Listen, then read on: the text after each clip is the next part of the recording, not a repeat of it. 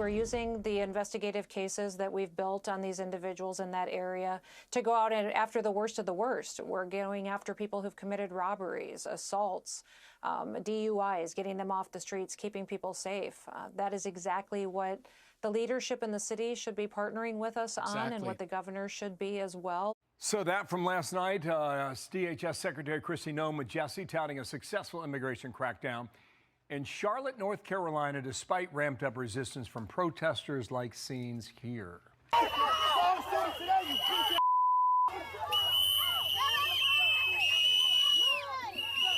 So that was just to give you perspective. These are citizens of Charlotte that are following and trailing Border Patrol and ICE as ICE is trying to arrest some of the worst offenders in Charlotte.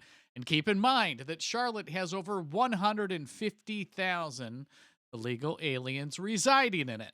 So surely there's a couple in there that need to go home that are bad hombres. It was on Sunday, happened at a construction site. Demonstrators following agents hoping to derail Operation Charlotte's Web, as it is called. Still, it resulted in 130 arrests in only 2 days. White House border czar Tom Homan's with me now. Sir, welcome back. Good morning to you from the North Lawn at a very busy White House today. Here is Alma Adams, represents North Carolina. Democrat says they don't want you there. Go ahead and roll this. Total disregard for the citizen, the people, those of us who represent Charlotte. So I'm not. It's just time out. Question for you, Alma. When you say citizens and the people that represent Charlotte, are those American citizens? Are those tax-paying citizens? Are those law-abiding citizens? I'm just curious. What do you mean, Alma? Surprised that they did not coordinate, Border Patrol did not coordinate with, they want to come in, they want to sneak in. Well, they said they were coming.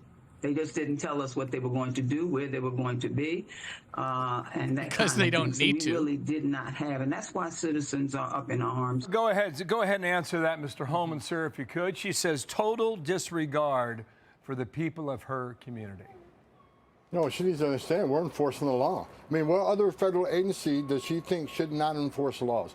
We're taking public safety threats out of her community every day, which makes her community safer. You think she'd be hand in hand with us and thanking President Trump for focusing on the worst of the worst, prioritizing those public safety threats, those child rapists and murderers and others. So we're going to keep doing it. She can dislike it all. See, Homan's exactly right. The Democrats have been completely hijacked by radicals and progressives. There's no more just a moderate Democrat. And what they're doing is their position is that they want to defend some of these criminals over citizens. And I just don't understand how that can be a winning message to the American people. I mean, do the people of North Carolina really believe this? Or are they aligning with Homan? They're saying, get these people off the streets and let's make your communities safer. That seems very reasonable. But no, not for Alma. All she wants. We'd like her to be a partner and come and work with us on it, but if she doesn't want it, stand inside and watch us do your job. In Charlotte, that operation continues in Charlotte, right? You're still operating there? Yes. Okay. Chicago's been an issue. I know you're well aware of it. We just put up some numbers from Houston, Texas. I just want to go back to that because during the government shutdown, this did not get a lot of attention. The numbers, however, are staggering, all right? The mayor in Charlotte's a Democrat. Let me just pause this so that we can see this. 3,593 criminal illegal aliens arrested. That's not illegal aliens, that's criminal. And this is from October 1st through November 12th in Houston. Of those 3,500 or almost 3,600, 3 were murderers, 51 were child predators, 67 were sex offenders, 366 of them had DWIs, and 261 of them had aggravated assault charges. So they've already been part of our criminal justice system, 3,600 of them. And these are the people that the mayor of Charlotte is trying to defend, or that you see Alma trying to defend. It's despicable. It's un-American, and President Trump and Tom Homan need to go clean up the streets. These numbers right here should show you that what the Democrats are doing is they're lying. They're lying. They're giving you a false argument that it's just women and children and nice people and landscapers or whatever. The fact of the matter is that there's some hardened criminals that need to go back to where they came from. Democrat. The mayor in Houston's a Democrat. Is the mayor in Charlotte cooperating? Or are we seeing numbers the way we are in Houston because there is cooperation from that mayor in Texas? No, what happened in Houston was a fantastic operation. I actually went out there and kicked that operation off. And I mean, the first day, I can't tell you how many child rapists. I mean, the worst of the worst to me is a child rapist. How many of them we arrested the first day? I think 9 were arrested the first incredible. day. But we're going, like, you're a patriot. Regardless of Republican or Democratic city, we're going to enforce our laws across this country and take those public safety threats off the street, Bill. But I'll say this, I've said it from day one. Sanctuary cities, we're flooding the zone because we know they're releasing public safety threats into communities every day. That's where the biggest problem is, and that's where we're sending the majority of the agents. Okay, let me ask you this, the distinction between San Francisco and some other cities. Apparently, a lot of local leaders in San Francisco approached the administration and said, we can do this on our own, we can do it a better way. There's now reporting that New York City will make a similar appeal. What do you know about that? Let me just jump in here. San Francisco and New York City, right, with Mandami coming in. If you can do it on your own, why haven't you already done it? I'm not a smart guy. I just figured I'd ask a basic question. Educate me. Talk slowly. Help me understand why you haven't done this already. And now when Tom Homan and crew want to come in and clean up your sanctuary city, that you back them off, you tell them you got it. That doesn't fly with the American people anymore. We're done with it. We're done.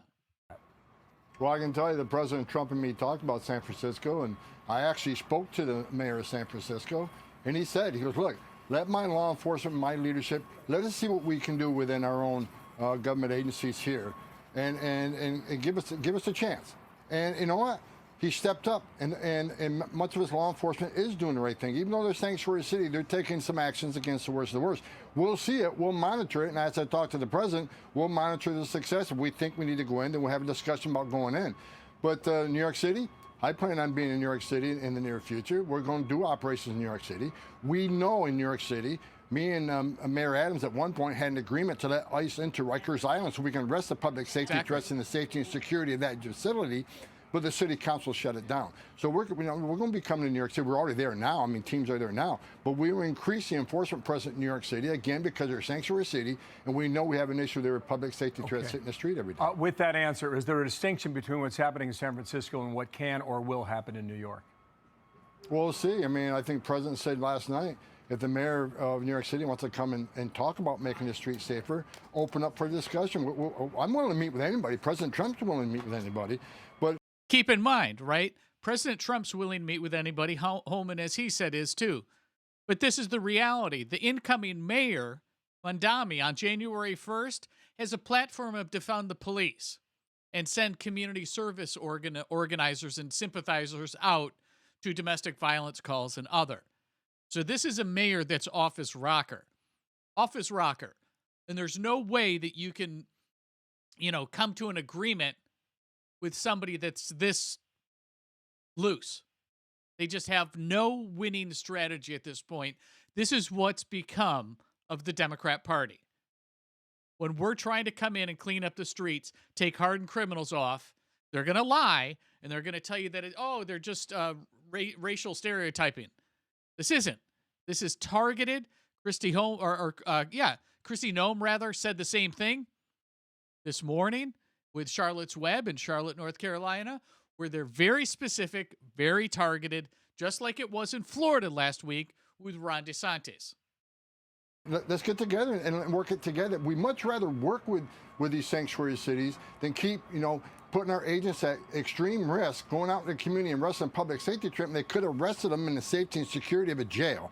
So we welcome any conversation, but if they don't want to assist, they want to keep, pushing back and impeding our efforts, then we're going to just send more teams there. We're going to flood the zone. Last question here. Apparently an illegal alien from Uzbekistan was arrested driving an 18-wheeler in the state of Kansas, illegally entered in February of 2023. And incidentally, this gentleman got his CDL from Pennsylvania, blue state. So again, the CDL issue, we've seen that with Gavin Newsom, right? We see it here with this gentleman that was pulled over, a known terrorist, driving around a CDL. Wanted in his own country for belonging to a terrorist organization. What do we know about this, or what do we need to know about him? You know, Bill, you and I talked the last 4 years. I've done your show, a million times. I said the Biden administration was lying to the American people, and they said everybody they released in the country was properly vetted. They weren't. I talked to several whistleblowers, and BOMBSHELL said they were forced to release people quickly so there wasn't overcrowding, so they can say nothing to see here, no border secure. They released them before vetting even came back from the FBI. And as you know, most terrorists in this world, you can't find in any database unless they're on the battlefield and had a retina scan done by DOD, unless they're part of a T3 investigation. We don't know who all the terrorists are. That's why they should have detained them as required by federal law. Federal law says if you enter the country illegally without proper documentation, you shall be detained. Not maybe, not think about, not release them to an NGO. You shall be detained, and that's what President Trump's doing. Most secure border in history of the nation right now because we're following federal law. Okay. God bless Donald Trump. God bless Tom Homan. And he's exactly right, and he brings this up because this mess was created by the border czar, Kamala Harris, by Joe Biden, by Mayorkas. I mean, everybody, you haven't heard anybody mention Mayorkas, but he flooded the zones with illegal aliens, promised that they were being vetted, and now you see here, right? And then you see the issue that Gavin Newsom's dealing with out in California with the CDLs. So it's about damn time that the grown-ups take over, clean up these cities, clean up our streets, get these known terrorists off our streets. I mean, think about this, folks. I'll close with this. This known terrorist is driving around an 18-wheeler with a CDL license. This is the situation that we're in right now.